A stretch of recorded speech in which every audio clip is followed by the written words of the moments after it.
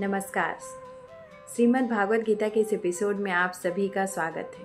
शक्ति और श्रद्धा का द्वंद्व, जब धर्म पक्ष के विरोध में भी धर्म के योद्धा ही खड़े हों। गीता के इस 8वें श्लोक में एक गहरी विडंबना छिपी है। यहाँ दुर्योधन अपनी सेना के महान योद्धाओं के नाम गिना रहा है। भीष्म, कर्ण, कृपाचार्य, अश्वत्थामा, विकर्ण और भूरिश्रवा। पर क्या आपने कभी सोचा कि इनमें से कई धर्मात्मा थे, फिर भी वे अधर्म के पक्ष में क्यों खड़े हुए? यह श्लोक हमें सोचने पर मजबूर करता है कि हर युद्ध में केवल सही और गलत नहीं, बल्कि कर्तव्य और मोह का संघर्ष भी होता है, जो कि आप हर परिवारों में देखते होंगे। बहुत आम है ये। भवानी भीष्मश्च कड़श्च कृपश्च समिति जपः अश्वत्थामा विकटश्च सौमदस्थितैव च।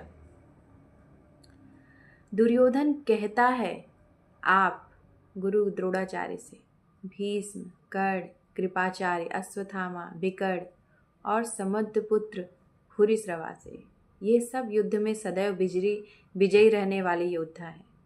यहाँ दुर्योधन अपने पक्ष की महिमा गा रहा है, पर भीतर से वह जानता है कि धर्म उसकी ओर नहीं है। भवानी भीष्माश्च, श्रद्धा और कर्तव्य। भीष्म पितामह महाभारत के सबसे आदरणीय पात्र हैं, जिनकी प्रतिज्ञा और निष्ठा बेजोड़ थी। लेकिन यहीं पर गीता हमें पहला प्रश्न देती है, क्या निष्ठा रिश्तों से बड़ी है या धर्म से? भीष्म जानते थे कि पांडव सत्य पर है, फिर भी हस्तिनापुर के सिंहासन के प्रति अपने वचन के कारण कौरव के पक्ष में खड़े रहे। यह श्लोक हमें सिखाता है कि कभी कभी कर्तव्य भी गलत पक्ष में खड़ा हो सकता है, अगर वह विवेक से रहित हो। श्रद्धा और नीति का संतुलन ही धर्म होता है। कड़श्च, स्वाभिमान और असुरक्षा का मिश्रण। कर्ण महान योद्धा, दानवीर, पराक्रमी, लेकिन उसका सबसे बड़ा शत्रु उसका अपना ही जो हीन भाव था। वो जन्म से सूतपुत्र कहलाया और इसी अपमान की आग ने उसे दुर्योधन का मित्र बना दिया। कर्ण हमें सिखाता है कि जब सम्मान पाने की इच्छा कर्तव्य से बड़ी हो जाती है, तो इंसान महान होकर भी गलत दिशा में खड़ा हो जाता है। आज भी कई बार लोग सिर्फ पहचान की भूख में सिद्धांतों का साथ छोड़ देते हैं, और यही आधुनिक कर्ण दशा है। कृपश्च समिति जय, गुरु जो तटस्थ रहा। कृपाचार्य एक ऐसे योद्धा जो हर युद्ध में विजयी रहे। समिति जया उनकी विशेषता थी, विवेक और सीमितता।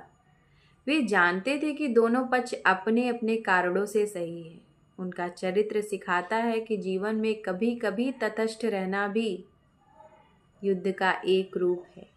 आज के समय में कृपा वह है जो बिना पक्षपात के सिर्फ कर्तव्य के लिए कार्य करते हैं, भले ही उसमें प्रशंसा ना मिले।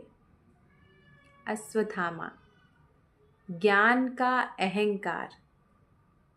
अश्वत्थामा द्रोणाचार्य के पुत्र, महान योद्धा, पर भीतर से अहंकार और प्रतिशोध से ग्रस्त थे। उसका ज्ञान शस्त्र बन गया क्योंकि वह अभिमान से प्रेरित था। गीता यहाँ चेतावनी देती है, ज्ञान तभी प्रकाश देता है जब उसमें विनम्रता हो, अन्यथा वही ज्ञान अहंकार की आग में जल जाता है। विकर्ण, अन्याय में भी न्याय की आवाज। विकर्ण दुर्योधन का भाई, जिसमें द्रौपदी के अपमान के समय सबके बीच खड़े होकर कहा यह गलत है, फिर भी वह युद्ध में अपने भाइयों के साथ लड़ा।